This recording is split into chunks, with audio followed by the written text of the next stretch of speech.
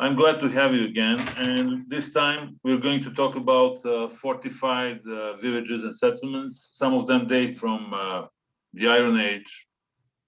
And on the other hand, there was a speculation that fortified villages were connected with Crusades and Frankish penetration to the Middle East.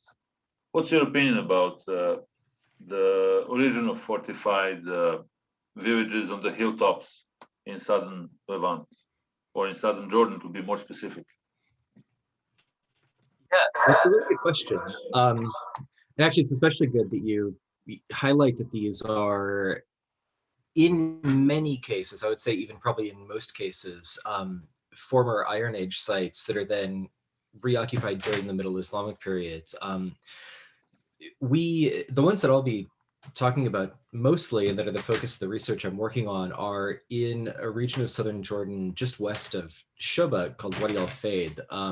I surveyed those many years ago. That was actually my first archaeological project in Jordan, led by my colleague Kyle Nab, supervised by Mohammed Najjar and Tom Levy, who are the supervisors of the big umbrella project, the Edom Lowlands Regional Archaeology Project that we surveyed it under. And we found a couple of these fortified hilltop settlements, and the settlement profile was exactly that. You get a lot of Iron Age pottery, and you get a lot of Middle Islamic pottery and nothing else. That's pretty much it. And it's kind of this interesting phenomenon. We started to wonder, like, why were these sites only settled in just these two periods? And we weren't the only people who had found this type of settlement. They're actually sort of scattered throughout the Petra and Tafila region. And Manfred Lindner, who had surveyed a couple of them earlier, Manfred Lindner, of course, one of the great archaeologists who worked in the Petra region, particularly on survey, but kind of worked on every period in the region, was really kind of a, I almost call him like a polymath or something like that, just very, very engaged with all of the archaeology and not one specific thing. His interpretation was basically what you just said. These are settlements probably of local people, and they're a reaction to the Crusades. A lot of this was based on a perceived similarity of the pottery from these places with the pottery that Robin Brown had excavated at Weira in Petra, especially because in that sort of early phase where Lindner was doing a lot of his research in the 1990s, to some extent that was the only Middle Islamic pottery that had really been published for the Petra region. It wasn't until around the same time that the Italian project started publishing their pottery from Moreira. And it kind of seemed to confirm that. Whether that's actually the case, I think is something that we continue to investigate. One of the problems with this type of pottery in Petra in particular, as Michaela Sinibaldi has recently pointed out quite a bit, is it has a really long life. We see pottery that, yeah, it looks like the pottery from Weira, but it looks like the pottery from a very, very long span of time. And it's a little bit difficult without taking a closer look at it to say. My interpretation of these hilltop settlements is that probably they continue to function in the Crusader period, and they probably do serve more or less kind of the function that Lindner would have attributed to them. They're sort of places of retreat, maybe, for local communities during periods of conflicts. They're not convenient places. They're really difficult places to get to. This is actually, you know, one of the reasons I really love to go back and conduct excavations at some of these sites, but logistically it's a little bit of a nightmare. Actually, I've got, this is Wadi al-Fayd in my background here, and you know, you can see it's this really deeply incised steppe territory. These are not places where you would, you know, necessarily like set up a village on top of a hill unless you had a pretty good reason to do so.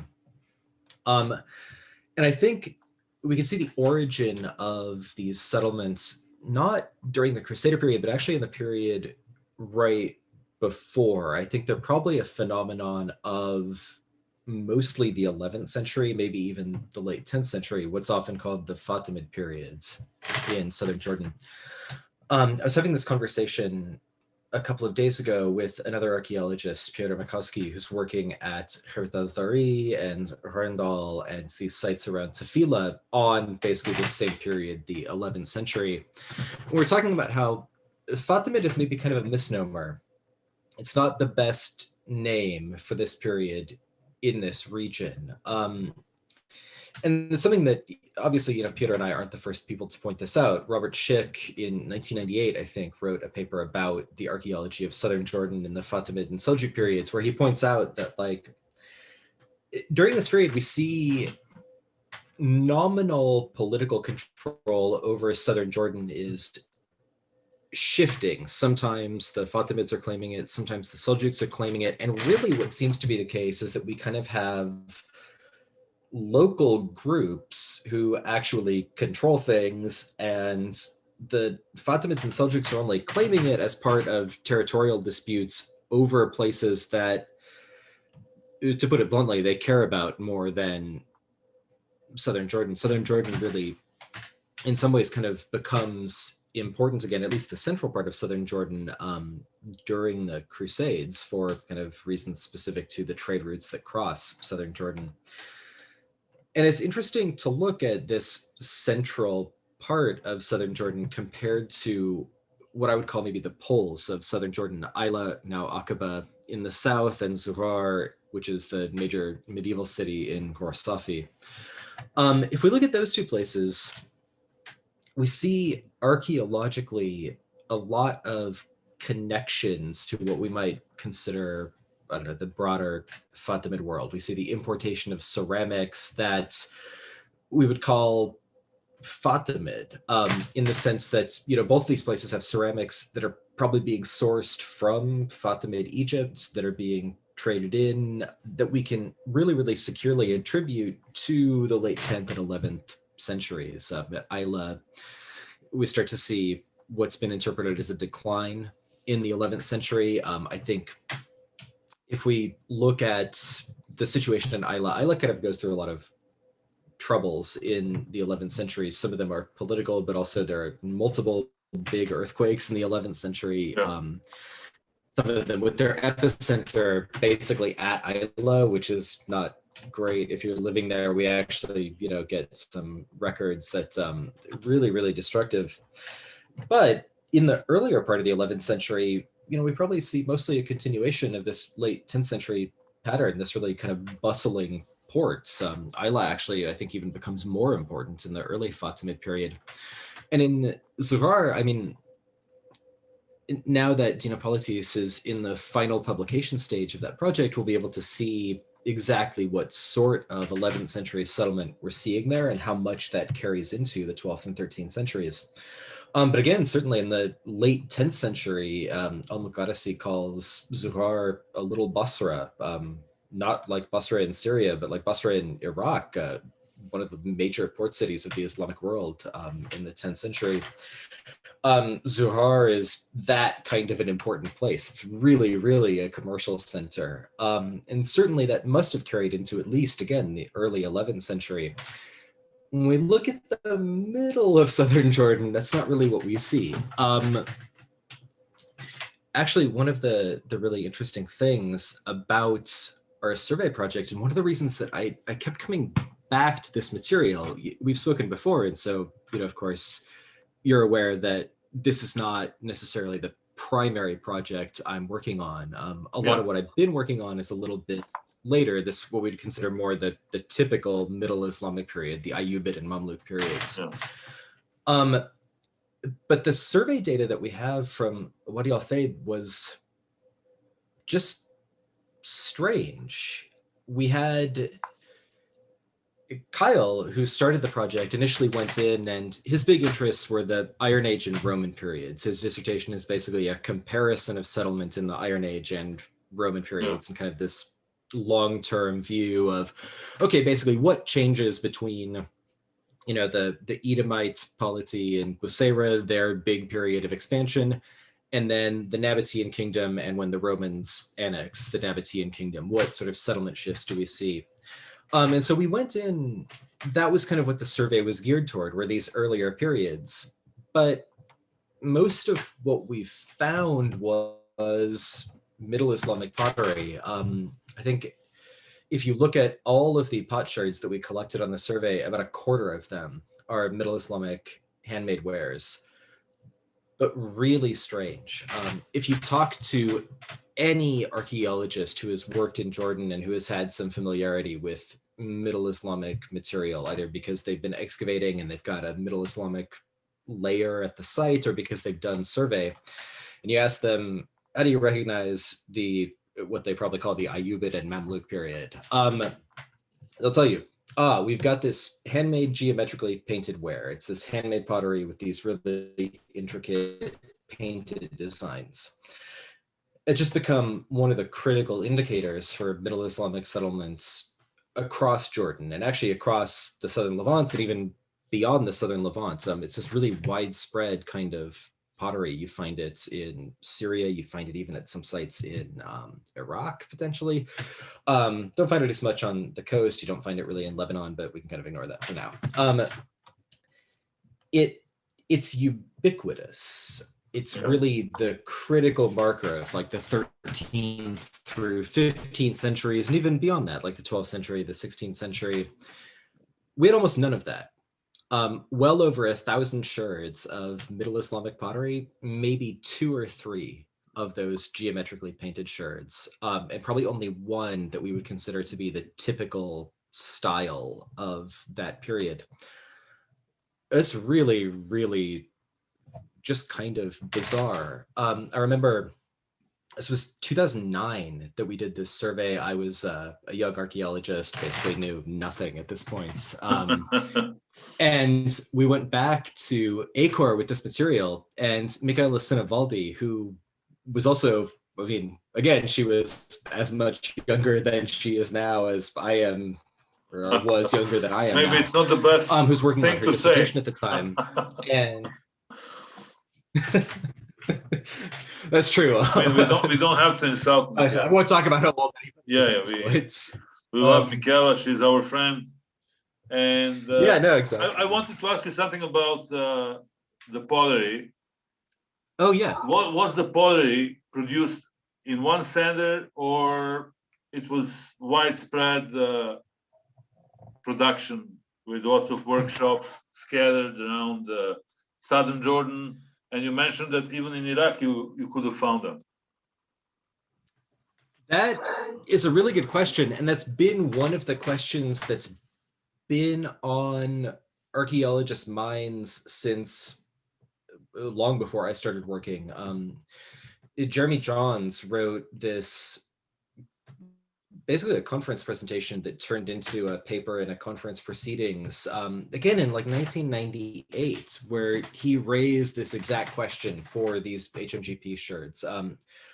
What kind of production are we looking at? And one of the questions that he raised about it was, it's been assumed that it's village pottery. And the reason people assume that it's village pottery is that it's handmade. And if you just kind of look at it and you make a value judgment about it, you would say, this is lower quality than other ceramics that we're finding. It's handmade, it's kind of variable, it's fired in an open pit. Basically, it has marks of this sort of open pit firing on it. It must just be village pottery. It's produced locally. And John's pointed out, it's a fine thing to say, but that doesn't explain then why this pottery is so widespread, right? We would expect that if it's just local production, we would kind of see the emergence of local styles, but we don't see that until much later. If you start to look at, the pottery that continues to be produced in the 17th, 18th, and 19th centuries, the Ottoman period, we do see the development of these local styles, particularly where we can kind of look at almost like hyper-local styles is in Palestine, in places like Sinjil. They develop in the 19th century, very, very specific kinds of this pottery, but they don't exist early on. And it doesn't explain why it lasts so long. We see what looks like standard HMGP emerged probably at the end of the 12th century, and the designs continue into the 15th century. And every person who's ever tried to say, all right, I'm going to systematize this and see which designs change over time has been completely frustrated. There was this great Dutch dissertation from the early 2000s where basically that was what the author tried to do. They tried to kind of systematize these designs and see if they changed over time. And you can see kind of broad scale patterns in the maybe the overall way that they're decorated, but the standard designs continue for that whole period. There's basically no change. And so it's kind of led people to say, maybe we're not just looking at local production, maybe something more complicated is going on here. A couple of years ago, Bethany Walker and some other researchers published a paper, actually Smith-Dar Gabrielli, I think, was the main author, where they started to do petrography and, you know, actual sourcing studies of this material. And they found that the answer is it's kind of complicated. There seem to be some major production centers, and there are also some technological features that emerge in the pottery that indicate that whether or not it's being produced in villages, these people who are producing the pottery really are pretty accomplished potters. They're doing stuff that it's not like they're just taking the pots and throwing them in a pit and seeing what happens. They're able to manipulate the firing temperatures and the firing conditions. And so it tells us, regardless of where it's produced, we're looking at products that seem to be specialist products, the standard HMGP. There are a lot of production centers, and we don't have a great handle on what that looks like yet. In that paper, they identified a couple of probable production centers, but it's just one paper. They're just looking at the sherds from a couple of sites. There are a couple of other projects now that I think are trying to expand on this research, but the short answer is I think that pottery, I've often thought of it as almost being a product that is in some ways rusticizing rather than rustic in a way. It's a pottery that maybe wants to look more like village pottery than in some ways it is, or it wants to look less like a specialist product than it really is. It's almost like if you look at certain periods in, you know, like artistic production, especially in, you know, the United States, you get these periods where we can get, you know, really nice standardized stuff from factories, but what people pay extra for is handmade stuff that shows that it's handmade. This might be a product kind of like that. It's a product that's consumed in villages. It's particularly consumed in villages, but it does seem to be widespread. I would say that probably the model we're looking at is something like ethnographic models that we have from North Africa, especially from Ethiopia, where you get pottery that's being produced in villages, but by specialist potters who then go from their villages to markets and trade this pottery much, much more widely. We might be looking at that. For the pottery that we get in Petra, things get a little bit more complicated. Even in that sort of what we would call like the standard period of HMGP, the 13th to 15th centuries, what Michaela Sinibaldi has been noticing is that a lot of the pottery from the later part of that period, which is what she mostly has at Beida, is probably locally produced, and it's not quite the same as that standardized pottery. We do also get that in the Petra region. So in Petra itself, there's some of this very standard HMGP. In Fenan, we also have a lot of what seems to be standard, probably imported HMGP, although we don't have a lot of petrography of it. But there's also this local production. And the sherds that we're seeing in Wadi al-Fayd are almost certainly local Petra productions. And again, the thing that makes them weird is we don't have almost any of those HMGPs. They're just almost totally absent from the assemblage. And actually, the reason I brought up Michaela before is that she looked at the pottery and said, like, well, if you don't have any HMGP, really, any painted pottery at all, it's probably either going to be really early or really late. Just looking across the Petra region, that's what we kind of see. You don't see the painted pottery before the end of the 12th century that much. You really don't see it before the 12th century hardly at all. There's a little bit at Isla that we probably do have a little bit of it in Petra, but yeah, for the most part, it doesn't really happen. And then it kind of disappears in Petra. In northern Jordan, it doesn't. So in the Ottoman period, you continue to get a lot of HMGP, but actually a lot of the studies of Ottoman sites in the Petra region have shown that really get hardly any HMGP at all during that period.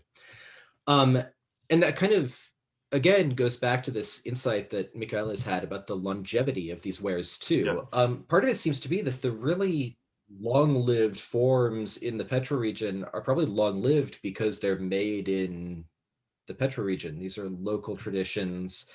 They're pottery that works. We can see some changes over time, but one of the longest lived forms is just this globular cooking pot, and it's got some handles, and those handles have this little ridge that goes across the vessel from them. And we see this as early as the Fatimid periods, and at Khirbat al-Nawafla in Wadi Musa, they have it in the Ottoman period as well. And we kind of get it in everything in between. And it just seems to be, it's a local form. It works. People knew how to produce it. And so we're talking about 500-600 years minimum. Yeah, exactly. Yeah, some of these forms really, really do last a very long time, which is kind of what makes it difficult for us to talk about some of these settlements in Wadi al-Fayd. We haven't excavated, and so we're kind of trying to put all these different lines of evidence together while kind of acknowledging, like this type of pottery does last a while. But I think, this point Michaela raised a long time ago is a valid one. If we really did have a lot of settlements from this middle period, the height of the Middle Islamic, what's often called the Middle Islamic II, we would have painted wares. We would have a lot more of them than we do, probably.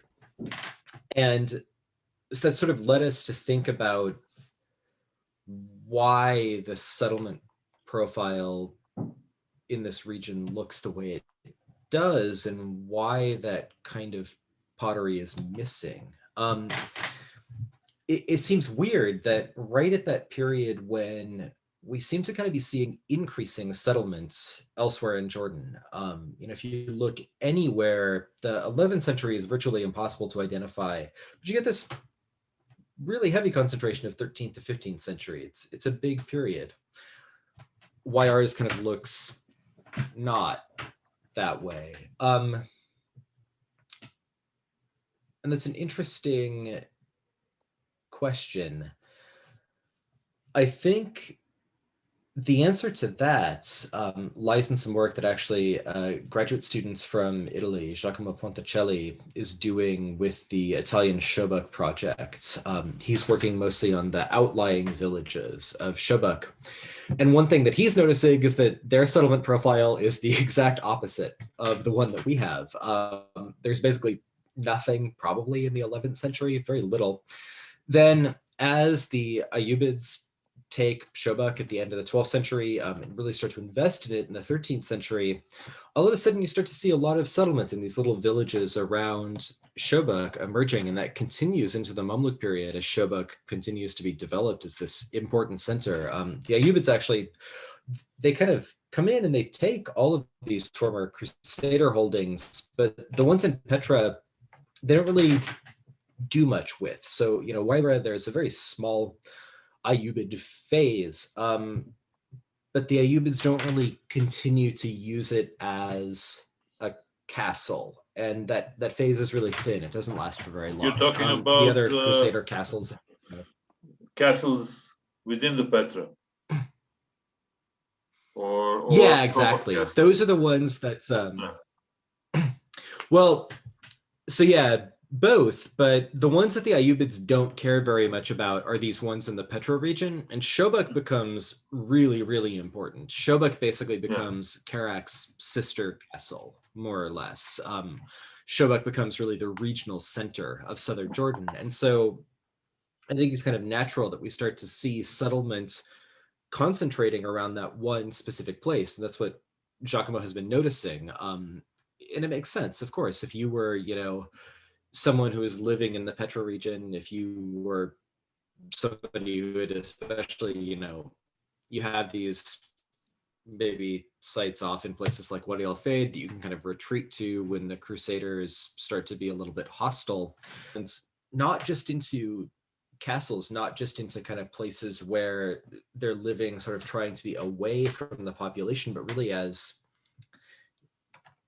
the Italian project is actually almost considering these to be kind of like, they become a city in a sense. They had the soap industry in Shobak at that time. If you talk about the Mamluk period, if we talk about Ayyubid Mamluk period, they developed lots of industries in Shobak, including the soap industry and industry with all kinds of olive oils and incense.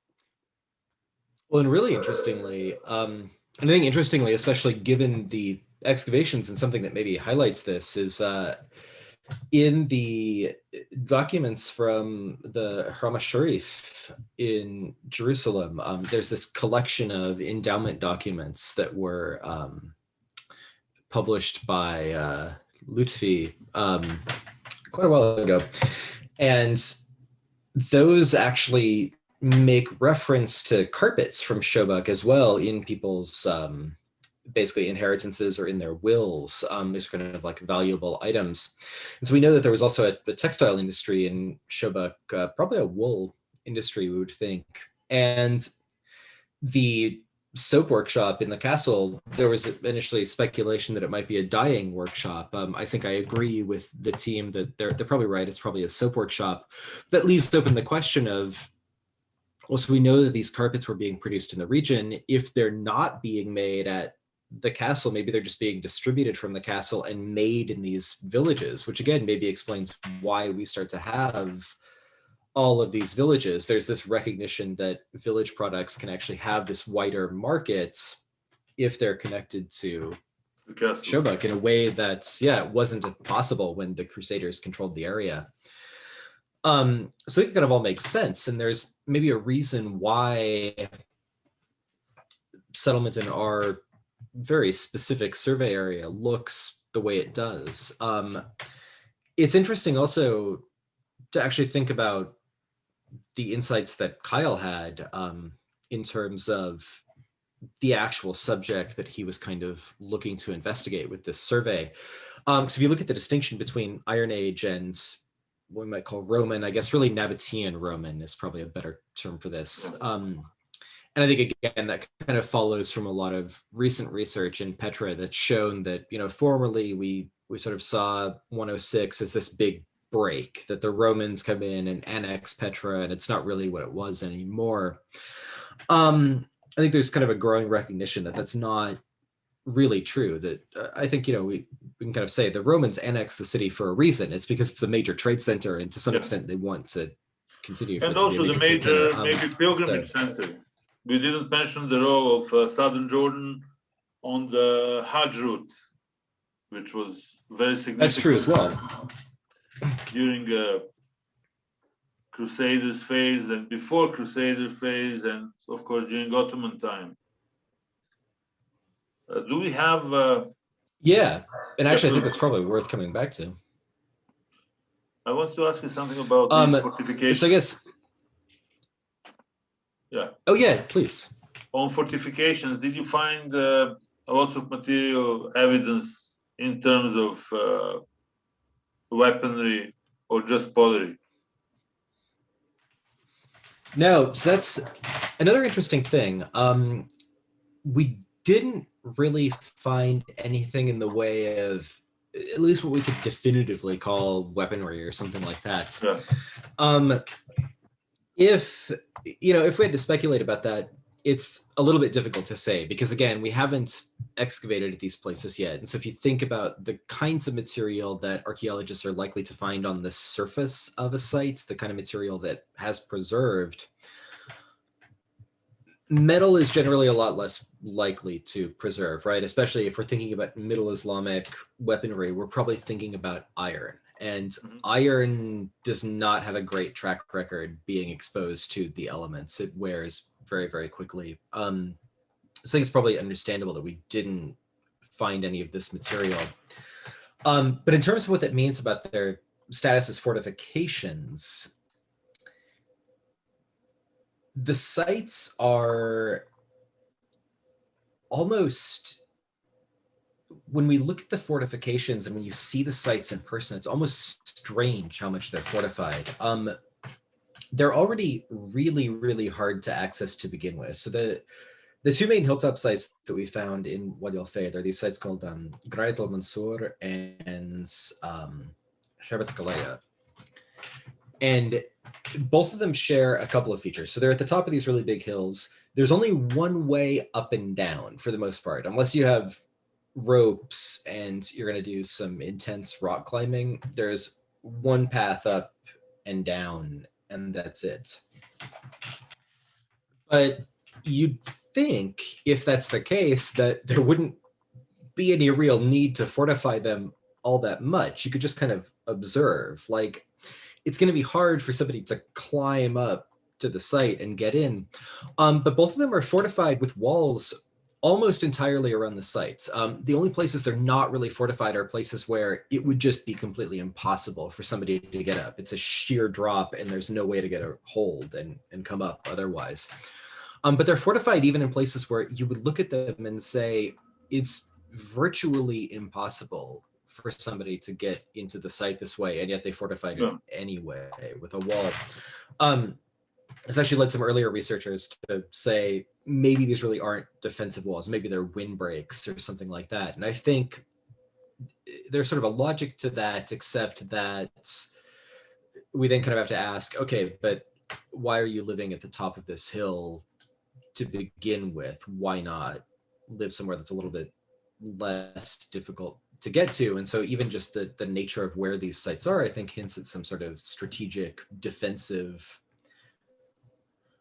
desire, at least. And I think the fact that they're so heavily fortified kind of hints at that. I think even whether or not we want to talk about whether all of those defenses are functional, whether somebody actually could have gotten up there, it might kind of send a bit of a message in terms of, we're at the top of this hill. We really don't want you coming in here. We've even, built these walls to prevent you from sneaking in from the sides.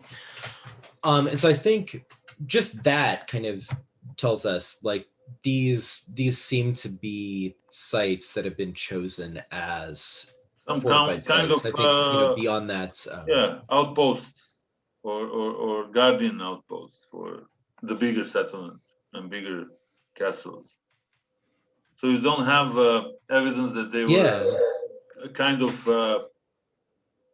the system of fortifications connected to a bigger fortresses like Shobak or Karak. Not really. And it's interesting that you bring that up. One of the sites that I would probably interpret as being part of this same phenomenon of hilltop settlements is a site near Beda called Annaka 2. It's sometimes called Hormuz as well. And it's been, some scholars, well, I'll put it that way, some scholars have interpreted it as being a fortress that is mentioned in some medieval works as the Crusader fortress of Hormuz. In one of Michaela's more recent publications, and I think also in her dissertation, she points out that just on an architectural basis, this is very unlikely. If you go up there and look at the kinds of fortifications, they're not Crusader fortifications. They're not what Yeah. we see at any of the Crusader sites, and so it's probably not that. But it's kind of interesting that, again, there's sites that are difficult enough to get to and fortified enough that they have been misinterpreted in the past as being Crusader fortresses.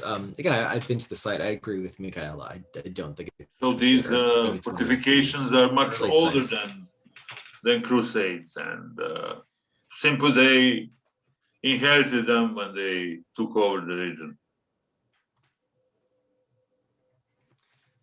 Well, I actually think it might be more complicated than that.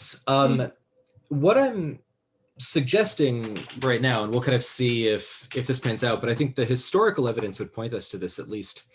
Alan Walmsley, when he was working on southern Jordan, proposed that in the 10th and 11th centuries, we start to see this reorganization of political authority in southern Jordan. And we can actually see it in the way that sites are discussed in geographic works.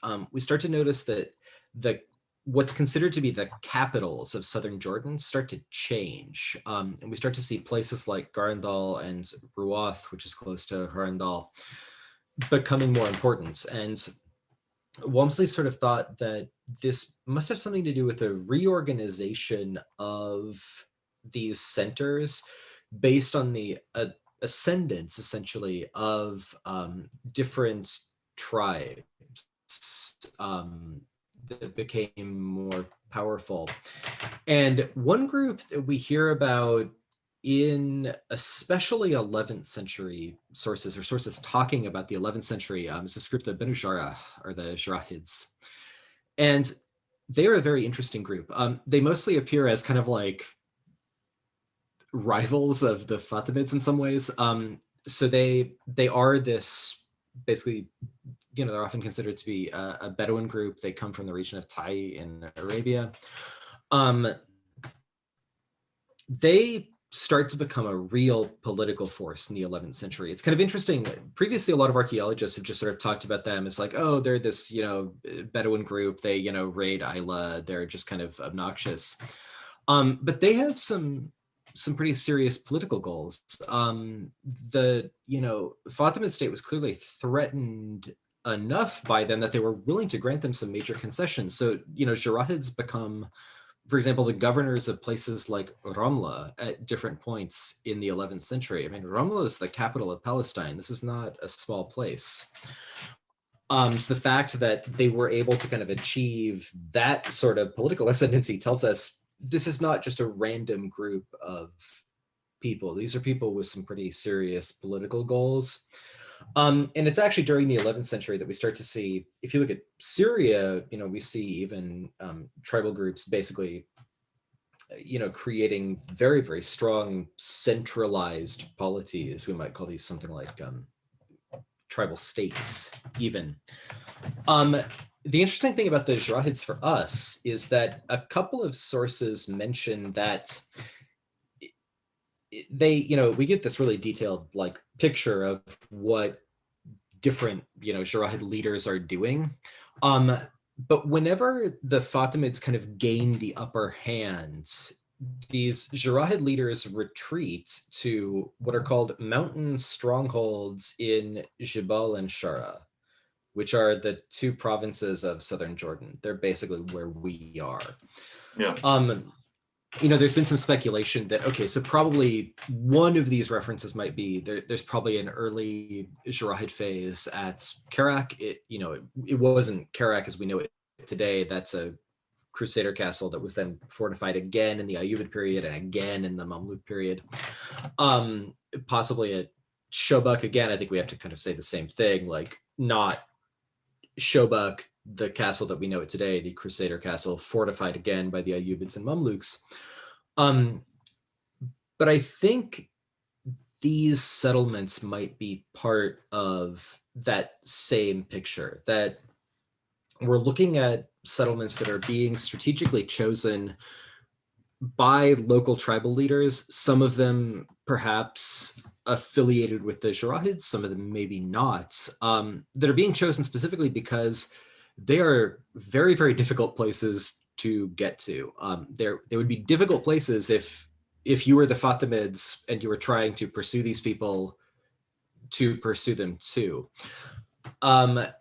It actually kind of, again, takes me back to Kyle's hypothesis about why this settlement differs in the Iron Age versus the Roman period. In the Iron Age, we get these hilltop settlements, and in the Roman period, we get settlements in the region, but it's in the valleys. It's mostly agricultural. It's kind of the hinterland of Petra.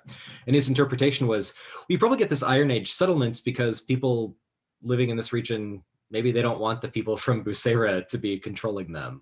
Maybe they want these places to retreat to, or maybe we're even looking at this phenomenon of people sort of, up in these hilltop settlements because they don't want the Assyrians coming in.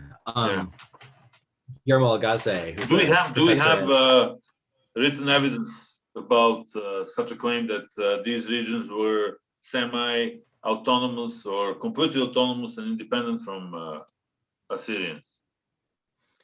That is an interesting question, and I actually am not entirely sure in terms of these specific regions and the Assyrians kind of before my specialty a little bit. We do definitely have the sense that Assyrian domination of the sort of major Edomite sites was a thing. I mean, we have Assyrian, reliefs even, right, in the region. I think, one of the interesting things about that, when Kyle was sort of proposing this, Guillermo Algaze, who's a professor at UCSD who works on Mesopotamia, kind of said, I think it raises a question about whether the Assyrians couldn't have come in and conquered these strongholds, or whether they wouldn't have bothered. It would have just been more trouble than it was worth. Like, they could have done it if they wanted to, but why would they have wanted to? If they didn't have maybe the resources to plunder, it would be a waste of money for any kind of military expedition to this wasteland. Yeah, and I sort of wonder if, we're not looking at exactly the same thing, but a similar thing in the, Fatimid period where, maybe the Fatimids could have come in and attacked these strongholds, but on the other hand, maybe the goal was just to get these people to kind of retreat back to their strongholds out in this region that's not really all that closely connected to the Fatimid heartlands. And, it's not really that they're trying to take control of southern Jordan, but it almost is maybe a bit of a frontier. And sometimes you are, as the Fatimids, trying to force the Jarahids back to that frontier. But I think that's probably the origin of this settlement system. And I think why I think it probably continued into the Crusader period, beyond the fact that the ceramics don't really support or not support it. There's ceramics that could easily also be early 12th century. But I think if you look at the documentation from the Crusader period, you get a picture that kind of hints at this, at least. It's been something that people have recognized, that the system of Crusader fortifications in southern Jordan seems to be sending a message. There's so many of these castles. If you look at just, what we would consider to be like the Petra and Shobak region, how many castles do you have? A lot. So we've got a castle in Tefillah, maybe two castles in Tefillah, depending on where the Crusader fortress of Sela is. We've got a castle at Shobak. We've got a big castle in Petra, another castle in Petra, several forts or like fortified buildings in Petra. And so there's sort of been not quite a debate, I guess, but the way that I would interpret this is you don't necessarily build that many fortified things in one area if you are very convinced that you have control of that area, right? There's sort of been like this assumption that like, oh, the Crusaders must have really controlled Petra to build so many fortified sites there. And I think it's probably the opposite, that they need that degree of fortification because they don't really have a solid claim to political control. And so these sites may kind of continue to be occupied for basically the same reason, that even though it's necessary for the Crusaders to maintain some sort of relationships with local people, those relationships are strained. There are tensions there. The local people don't really want them to be there. And we even get, from William of Tyre, he tells us the Crusaders came in and to get the approval of the local population, to get the local population to not resist them, they just start destroying their olive groves, basically, until the people say like, all right, enough, like, please stop. You can build a castle here. Who cares? And so again, I think with that kind of relationship, it makes sense that both sides sort of have these fortifications. I mean, I might also bring up the account of Osama Ibn Munketh, whose very famous account. He was basically an anti-crusader. He fought the Crusaders. And there's this really interesting portion of his narrative. And I don't want to say that nobody has ever really noticed it before in this way. I haven't noticed anybody describing it in this way, but there are some odd things about the narrative. So he describes being in... now I'd have to go back to the text to actually check exactly where. It's somewhere, potentially in, I think, Wadi Araba, or possibly farther to the west in the Negev. And he's being pursued by the Crusaders. And he flees to Wadi Musa, which is one of those things that seems very surprising, because the text was written after the castles in Wadi Musa were built, and so it seems odd to flee to an area that the Crusaders seem to control. But he tells us he fled there to seek the protection of local tribal groups, and actually kind of is an interesting connection. So he arrives and he basically finds this local group that he calls the Banu Fuhaid, and he does not like them very much. They don't like him very much, but he appeals to somebody that basically he and they consider to be their superior, who's this guy named Mansur ibn Ridfal, who's identified as a chief of the Banu Rabia, which are a subgroup of the Jarahids. And so even after the sort of like end of the real kind of Jarahid autonomy, and certainly the Jarahid ascendancy during the Fatimid period, this subgroup of the Jarahids is considered by local people in Petra to kind of be the real authority. And so there seems to be this, I don't know, tension, I guess, in Wadi Musa, where on the one hand you have these sites that the Crusaders are claiming to control, but on the other hand you still have these, remnant groups of the Jarahids and these other tribal groups that clearly control the outlying areas in a way that the Crusaders just don't have any control over. They can't pursue Osama into these places.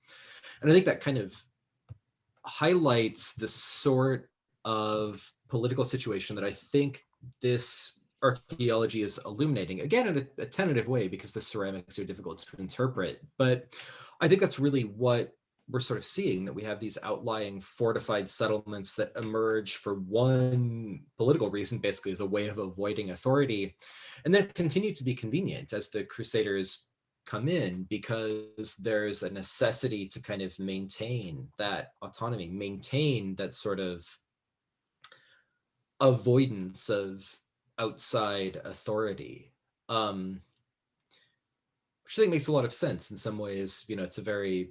It's a more localized threat to autonomy, but it's a similar threat to autonomy. The Crusaders are claiming control over Wadi Musa much in the same way that the Fatimids probably did. The Crusaders maybe have a stronger claim to it in that they actually have settlements there, but yeah. I have another question. What do you think about Al-Maqdisi's remark from 985? It was earlier than Crusade, and he described that region as an economic hub, not only area around Petra, but Zoara and other centers that operated from pre-Roman and pre-Islamic times. Yeah, you know, I sort of mentioned this before, just in terms of talking about the connections that Zuhar and Ayla had to sort of the Fatimid heartland, but it's actually a really important point beside that, as you kind of raise now. You know, one reason that I've come back to this quote a lot as something that it's probably worth thinking about when we're working in southern Jordan is that, especially on the basis of survey archaeology, and kind of on the basis of assumptions about what the pottery looks like and what it's telling us, there's kind of this assumption that the 11th century and even the end of the 10th century, really, we call it the Fatimid period, is this period of widespread decline. Yeah.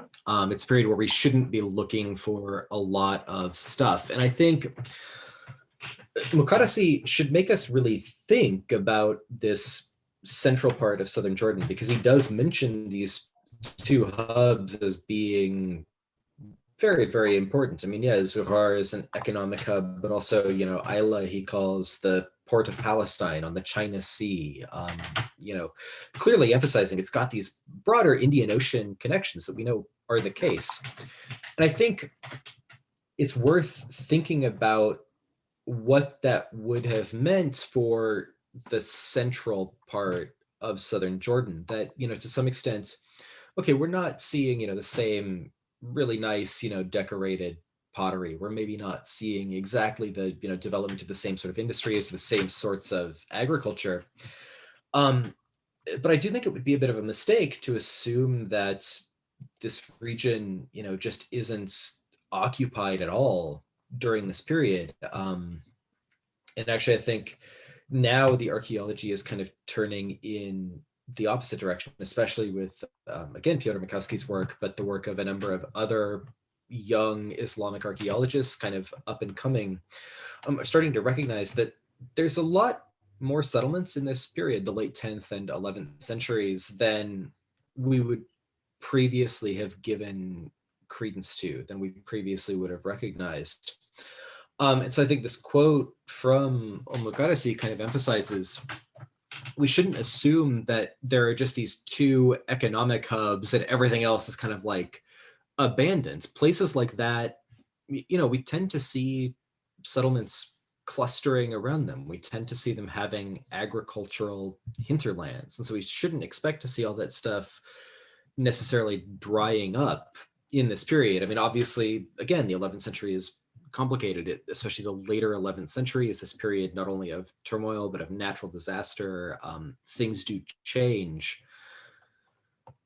But on the other hand, we get the sense that certainly not everything has kind of fallen apart. And I think that that should kind of guide our approach to this, what we might think of as the hinterland a little bit. I think that's actually one of the points that, you know, even in a previous generation of researchers, he's not up and coming anymore, certainly very well established, but Alan Walmsley's always kind of emphasized this, that those texts should make us think twice about how we interpret a lack of evidence. And it really should make us think an absence of evidence for settlement is not necessarily an evidence of absence. It might just mean that we don't know what we're looking for. And I think he's actually been vindicated in that assumption. As we learn more and more about what we're looking for, we start to find it more and more. You know, one of his points initially was maybe we shouldn't be surprised that nobody has found 11th century settlements if nobody has intentionally looked for it yet. And now that we're looking, we find it. Yeah, no, so I think that's actually a very so you important believe in continuity of settlements in that area. You don't think that there was a major abandonment in Petra area or in southern Jordan in general? It's difficult to say. And I think this is where some of the work that Bethany Walker has done in recent years, especially in the last 10 years, and some insights that she has pulled from, especially like the Ottoman archaeology of Greece, are sort of relevant. She talks in northern Jordan about this phenomenon that she refers to as the phenomenon of liquid landscapes. And the way that she interprets a lot of what was formerly seen as abandonment is movement. That over time, we see settlement in certain regions kind of disappears. And then during that same period, we see settlement in other regions increasing. And it sort of highlights that a lot of the population of Jordan throughout probably the second millennium were to some degree mobile. They could move around a little bit. Maybe you had a village, but if there were better opportunities in another place, maybe you move, maybe you start a new village. Even in the region that we're working in Wadi Al Fayd, we can kind of see this phenomenon. There is an early Ottoman village that I would say we found the site, but I mean, it's not very difficult to find that actually everybody locally told us exactly where it was. It's a place they call Juhair Gadim, the old village of Juhair. And then there's Juhair, which is now up on the plateau. And basically what happened is just that all the people who lived in Juhair Gadim, the old village, moved up to the plateau because it was a better place to live during that period. So I think when we talk about abandonment and disruption of settlements, we do have to keep that in mind, that anybody looking at any specific place is probably going to be able to identify periods where that site or region was not settled. I think there are probably very few places in Jordan where we can talk about, just consistent, nonstop settlements of the same scale all the way through this period. But I think as we start talking about the region of southern Jordan, it becomes a little bit difficult and maybe a little bit dangerous to say that we have periods where it was just abandoned and nobody was living there. Maybe there are kind of two considerations to that. One is sort of, what I already talked about, what Giacomo Ponticelli has been observing, that I think emphasizes this liquid landscapes concept, that as places become important, they attract populations who move maybe not very far. I mean, moving from Petra to Shobak is not a really big move. Even walking, that's, it's very close, doable, not in very long. And so I think we kind of see that settlement does move from place to place and different places become important. And I think in southern Jordan especially, discussions of abandonment always have to be tempered by, again, something that Bethany Walker has observed, but also,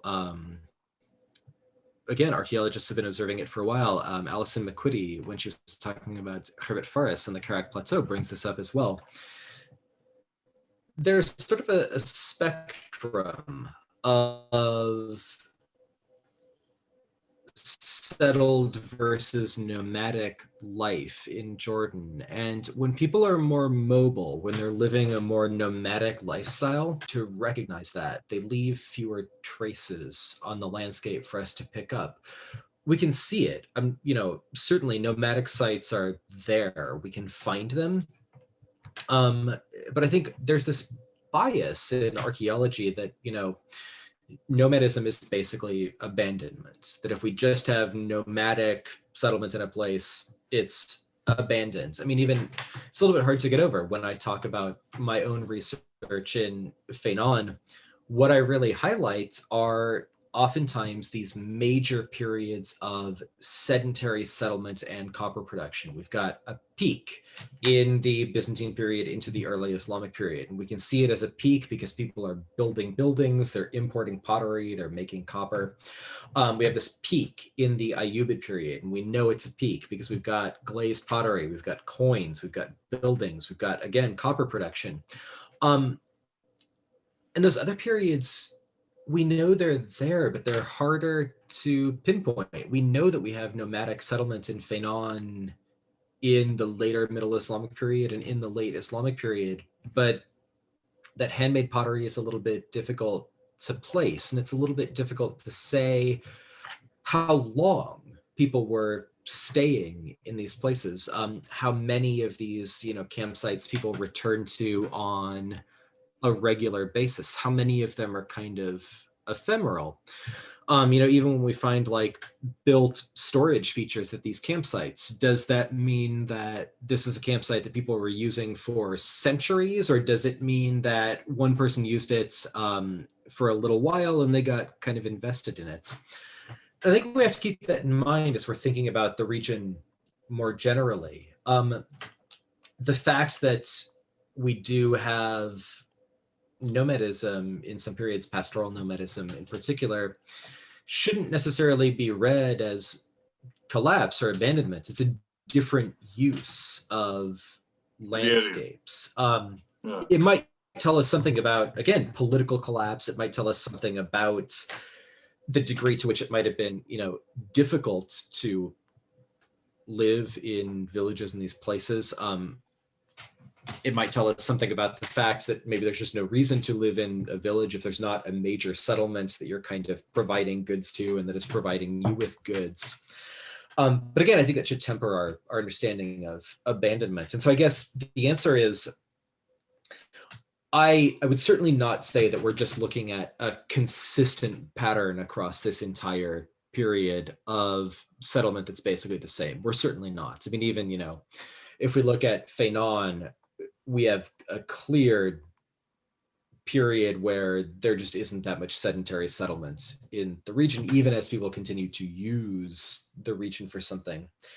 But I also wouldn't necessarily talk about the widespread abandonment of the region. And I think to some extent, especially for what we would call the Fatimid period, for this very early Middle Islamic period, it's weird, but we're still in a lot of ways in the early phases of research on this period. And so it's a little bit difficult still for us to talk about exactly what that settlement means and exactly what kind of settlement we're looking at. But yeah, I think definitely we're not talking about just a total widespread abandonment. We are talking about a lot of settlement shifts in the 11th and 12th centuries. Actually, as I was talking to an Ottoman historian who served on my dissertation committee, he asked me one of the hardest questions I think I've ever been asked about my research. And I think it's something that maybe should kind of continue to guide our research into this period. I was talking about all of the things that sort of change in the 11th century, all of this disruption, all of this kind of instability. And he said, Ian, that raises a question. Why is it that periods of political instability are always these really creative periods that lead to all of these new possibilities? And on the one hand, the answer is, well, because stuff gets disrupted and people have to adapt to it. They have to shift. But I think it's also kind of an important guide to what we're looking at, that it's a period where things are getting shaken up a little bit. What comes out on the other side is not what we saw in the early Islamic period. And I think we need to grapple with, to some extent, the fact that there was disruption and there was change, certainly, and understand the nature of that change to really understand why what we have emerging in the Middle Islamic period is not what we had going in, why we see such a major shift. I mean, even just at the broad scale, if you look at Ayyubid and Mamluk, southern Jordan, in the Ayyubid period, I mean, Ayla, Aqaba is not important at all.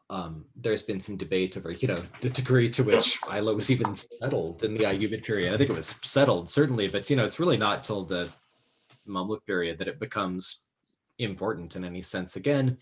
Zuhar is important again, but it's important differently. As, I'm sure you've talked to Dino about this many times, it of course becomes a very important bigger production center. But if we talk about the major sites, the major site becomes Shobak, which we would never have said during the early Islamic period.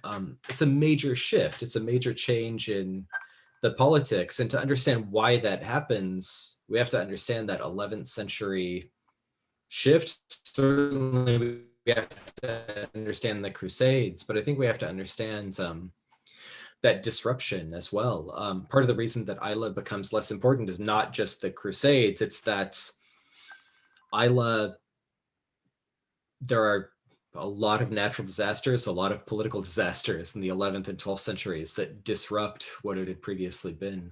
I would even wonder if, we're looking, and there's now a project that's investigating this, whether those earthquakes in the 11th century, even to some extent, damage the maritime capacity of Isla in a way that's then the Crusades and other political events prevent from being fixed immediately. So I guess it's kind of a long-winded answer to your question, but I would say... Thank you so much for long questions. If you want to add something, you're more than welcome. I'm glad that you're doing fine and that you're productive preparing different papers, even in these circumstances. We all face all kinds of setbacks, and hopefully you're going to be able to come to these sites and dig in 2021 or maybe 2022, which seems more likely. Hopefully. Yeah, I guess the only thing I would add is, I guess the one maybe good thing about all of the bad things that have happened is they've given researchers like me a chance to step back and start to work on publishing this material that we've had sitting around for a couple of years and really do need to publish. I think hopefully that will be very good for the archaeology of Jordan. And I hope everybody is kind of engaging in that same publication and getting things out so that people can read and know about them. But yeah, thank you so much for having me again. Thank you for having time for my podcast. We're going to continue collaborating. I wish you all the best. First of all, good health, safety, and we'll keep in touch. Thank you very much. That sounds great. Thank you again.